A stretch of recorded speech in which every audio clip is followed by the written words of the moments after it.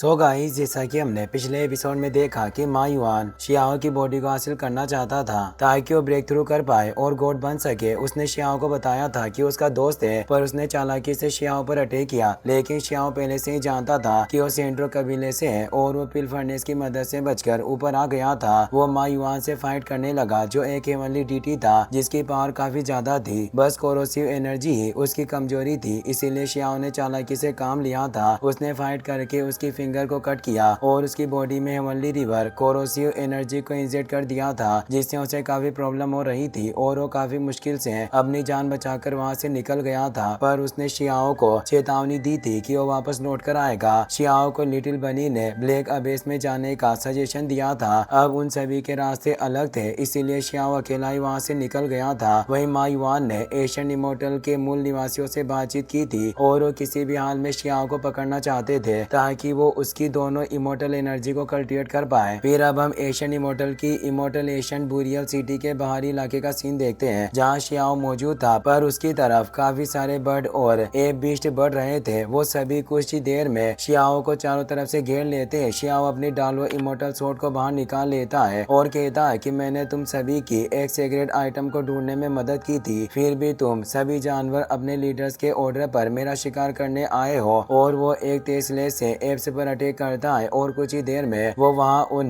दापिंग bird और apps बिस्टी की लाशें बिछा देता है। उन एप्स में से एक अभी भी जिंदा था, जो अपने एल्डर के मास्टर के दिए गए जेट पीस को नष्ट कर देता है, जिससे वहाँ से एक मैसेज आसमान की तरफ चला जाता है और पूरा आसमान लाल होने लगता है। वो एप हंसने लगता है, कुछ पलों में 3 बिस्ट गॉड्स यहाँ आ जाएंगे, उस वक्त तुम्हारा बचना नामुमकिन होगा। ये कहते हुए वो अपना दम तोड़ देता है। आसमान में फैलने वाली एनर्जी की वजह से वहाँ एनर्जी फ्लक्चुएशन क्रिएट हो रहे थे, साथ ही वहाँ थंडर स्ट्राइक भी हो रही थी। शियाओ एक तलिस्मान को बाहर निकालते हुए कहता है कि मुझे उन तीनों गॉड्स के आने से पहले इस जगह से जल्दी से बाहर निकलना होगा और मैं डार्क अबेस में जाकर छिप सकता हूँ। वहाँ कोरोसिव एनर्जी होने की वजह से वो बिस्ट गॉड्स वहाँ आने से पहले 2 बार सोचेंगे। और अब उस तलिस्मान से एक डायमेंशनल पोर्टल ओपन हो जाता है, जिससे शियाओ वहाँ से निकल गया था। कुछ ही पलों में अब तीनों बिस्ट गॉड वहाँ जाते हैं, जिनमें से पहला ड्रैगन बर्ड क्लेन गॉड होता है, जो गॉड रियल्म में था। वो अपने 2 साथियों, जिनमें से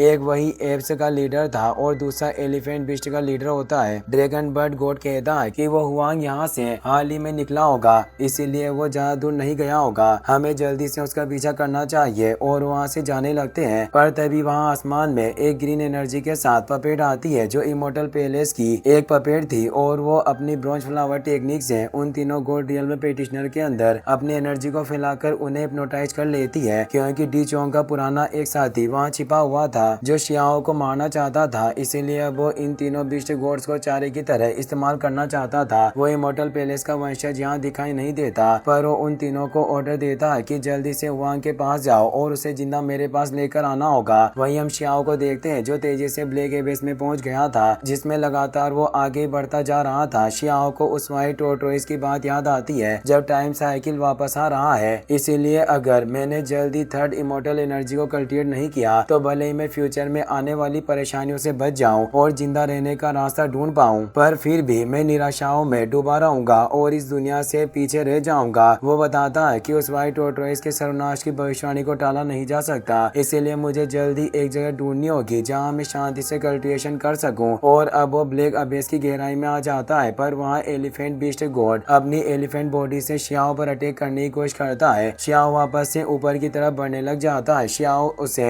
देखकर हैरान था। वो सोचता है कि इस जगह पर एशियन इमोर्टल मन कोरोजन बुरियल सिटी से काफी ज्यादा है, इसीलिए पावरफुल लीडर को भी यहाँ रहने में काफी प्रॉब्लम हो सकती है और ये एलिफेंट जरूर इस एशियन इमोर्टल का मूल निवासी है। फिर आखिर ये मेरा पीछा करते हुए यहाँ कैसे आ सकता है? क्या इसे अपनी जान की परवाह नहीं है? शियाओ अब उस वॉल से ऊपर आ जाता है। अब वहाँ पर बर्ड गॉड भी आ जाता है, जो शियाओ पर अपने फेदर से अटैक करने लगता है। शियाओ उसके अटैक से बचने लगता है और अब लड़ने के लिए वो भी अपनी डालो इमोर्टल सोर्ड को बाहर निकाल लेता है। बर्ड गॉड तेजी से लगातार शियाओ पर अटैक करता जा रहा था, पर शियाओ उसके सभी अटैक से बच रहा था और अब वो उसके पावरफुल अटैक को अपने डालुओ सोर्ड से रोक लेता है। इससे वो दोनों दूर हो जाते हैं। अब वहाँ पर एप्स गॉड भी आ जाता है, साथ ही एलिफेंट गॉड भी ऊपर आकर अपने रियल फॉर्म में आ जाता है। उन तीनों की आंखों से अब वो ग्रीन एनर्जी ग्लो कर रही थी और वो तीनों इमोर्टल पैलेस के वंशज के कंट्रोल में थे। शियाओ शियाओ उनका पीछा करने लगता है। शियाओ काफी ज्यादा परेशान था क्योंकि वो तीनों इस जगह की कोरेसियो एनर्जी से बिल्कुल डर नहीं रहे थे, जबकि उस एनर्जी से उनकी बॉडी को नुकसान पहुंच रहा था और उनकी स्किन जल रही थी। शियाओ कहता है कि अगर तुम फाइट ही करना चाहते हो तो मैं तुमसे फाइट करूंगा, और वो अपनी एशियन पिल फर्नेस के हेवनली वाटर से उन पर अटैक करता है। उस हेवनली कोरोजन की वजह से उनकी बॉडी पर घाव होने लगते हैं, पर उन तीनों को बिल्कुल भी दर्द नहीं हो रहा था क्योंकि उन पर इमोर्टल पैलेस के वंशज की मैजिक पावर एक्टिवेट थी और वो तेजी से शियाओ की तरफ बढ़ते जा रहे थे। वो कहते हैं कि वांग, हम तुम्हें आज जिंदा पकड़ कर ही रहेंगे। शियाओ ये देखकर हैरान था। वो कहता है कि इन लोगों को चोट लग रही है फिर भी ये मेरा पीछा नहीं छोड़ रहे, जैसे ये मानसिक रूप से बीमार हो, और इनकी बॉडी पर मौजूद एनर्जी से लग रहा है कि मरे हुए इंसान है और ये बिल्कुल भी जिंदा प्राणियों की तरह नहीं लग रहे हैं। लगता है कि ये तीनों सिर्फ एक कठपुतली है जिन्हें कोई कंट्रोल कर रहा है। वो तीनों तेजी से शियाओ पर अटैक करने लगते हैं, पर शियाओ उन तीनों के अटैक से बचता जा रहा था, पर उसे काफी प्रॉब्लम हो रही थी। वो सोचता है कि मैं ज्यादा देर तक इनसे बच नहीं पाऊंगा। अगर मैं इनसे छुटकारा पाना चाहता हूँ तो मुझे काओ युशेंग की बताई हुई जगह केओस मोस्टिको लेक पर जाना होगा, और मेरे इस जोखिम को उठाने का ही मेरा एकमात्र तरीका है जिससे मैं इन्हें मार सकता हूँ। अब हमें डार्क वर्ल्ड में मोस्टिको लेक के पास इमोर्टल एशियन केओस मोस्टिको को दिखाया जाता है, जो वहाँ उस झील के पास मंडरा रहे थे। शियाओ भी अब वहाँ पहुँच चुका था, पर वो उस लेक के अंदर नहीं जाता है और ऊपर ही रुक जाता है। अब वहाँ एक पोर्टल ओपन होता है और वो तीनों बीस्ट गॉड भी शियाओ के पीछे आ जाते हैं। वो शियाओ को तीनों ओर से घेर लेते हैं। शियाओ सोचता है कि ये केओस मोस्टिको लेक इमोर्टल एशियन में रहने वाले लोगों के लिए एक फॉरबिडन एरिया है, फिर भी ये इस जगह पर आखिर ये कैसे आ सकते हैं। पता नहीं कि ये तीनों बहादुर और निडर है या फिर ये काफी लापरवाह और बेवकूफ है जो मरने से नहीं डरते।